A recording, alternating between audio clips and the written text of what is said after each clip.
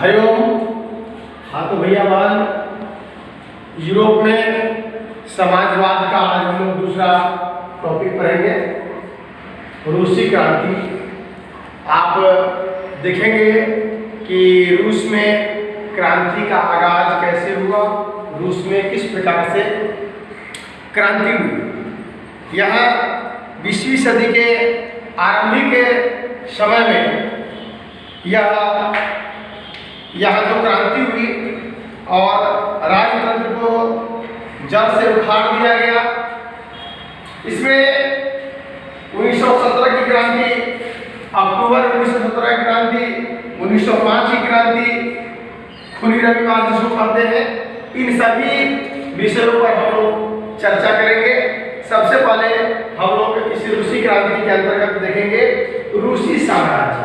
रूस का जो साम्राज्य है वह कैसा था। तो आप रूसी साम्राज्य ये 1914 को हम लोग देखेंगे।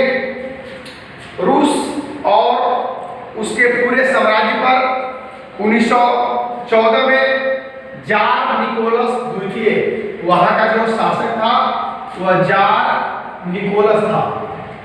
ये जार निकोलस द्वितीय का शासन उस समय रूस पर था। और आप देखते हैं कि मॉस्को के आसपास पड़ने वाले जो भू क्षेत्र हैं, वर्तमान का Finland, Latvia, Lithuania, Estonia, Poland, Ukraine, ये सभी रूसी साम्राज्य के अंतर्गत ही था। इसमें आज के भी कई मध्य एशियाई देश, जॉर्जिया, आर्मेनिया, अजरबैजान इसी साम्राज्य के अंतर्गत, रूसी साम्राज्य के अंतर्गत ही आता था। यहाँ चर्च रूस में ग्रीक ऑर्थोडॉक्स में चर्च की शाखा से उत्पन्न हुई। एक क्रिश्चियनिटी को मानने वाले लोगों की संख्या यहाँ अधिक थी और इसके अंतर्गत कैथोलिक, प्रोटेस्टेंट, मुस्लिम, बौद्ध, ईसाई ये धर्मावलंबी भी यहाँ रहते थे। तो आपने देखा कि कई प्रकार के यहाँ पर ये जो साम्राज्य है इसमें 85% लोग किसान हैं, 85% लोग किसान हैं और 15% ही लोग ऐसे हैं जो कि पूंजीपति थे। यहाँ कृषक कार्य अधिक से अधिक हो रहा था। यहाँ उद्योग धंधे काफी कम थे। उद्योग धंधे केवल पीटर्सबर्ग और एक मॉस्को जो शहर है वहीं पर उद्योग धंधे विकसित थे। अधिकतर उत्पादन कारीगर ही करते थे और यह कई दशकों से ऐसा ही काम चल रहा था। वहां पर काम करने का जो घंटा है वह निश्चित नहीं था और वेतन काफी कम मिलता था। आप देखते हैं इसी समय रूस में विदेशी निवेश काफी तेजी से बढ़ा, जिसके कारण कोयला का उत्पादन 2 गुना हो गया, स्टील का उत्पादन भी 4 गुना हो गया और 1900 ईस्वी तक बहुत सारे कारीगर और कारखाना मजदूरों की संख्या लगभग बराबर हो गई। यहाँ आप देखेंगे कि 1900 ईस्वी तक कारीगरों की संख्या में काफी इजाफा हुआ और वहाँ उत्पादन का स्तर बढ़ाया गया, उद्योग धंधे लगाए गए।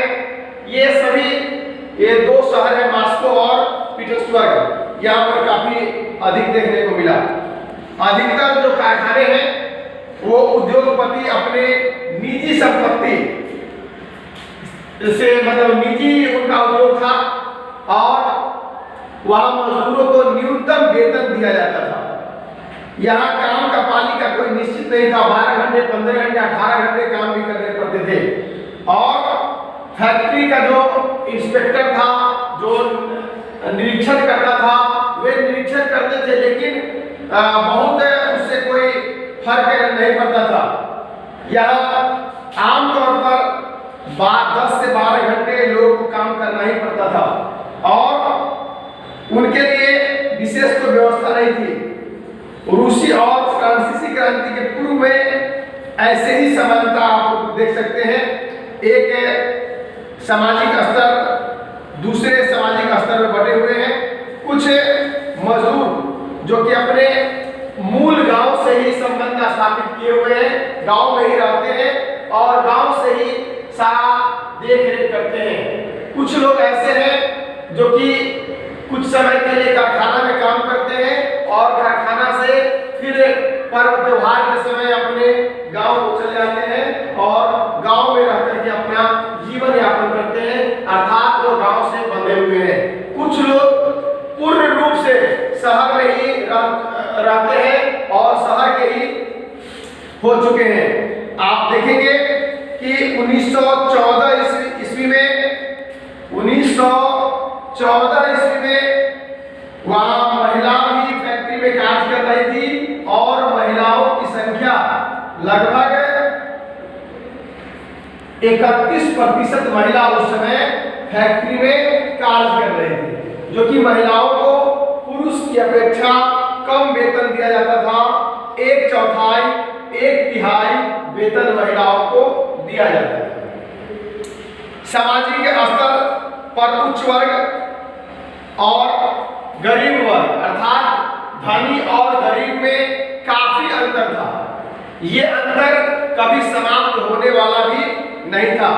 देखते हैं कि जब कभी भी किसी प्रकार से मजदूरों को कठिनाई होती थी काम करने में, तो काम से उस कामगार मजदूर को निकाल दिया जाता था, उनके वेतन में कटौती कर ली जाती थी और बाद में ये जो मजदूर थे उन लोगों का भी धीरे धीरे संगठन बनना शुरू हुआ और एकजुट होकर के हड़ताल करना शुरू कर दिए।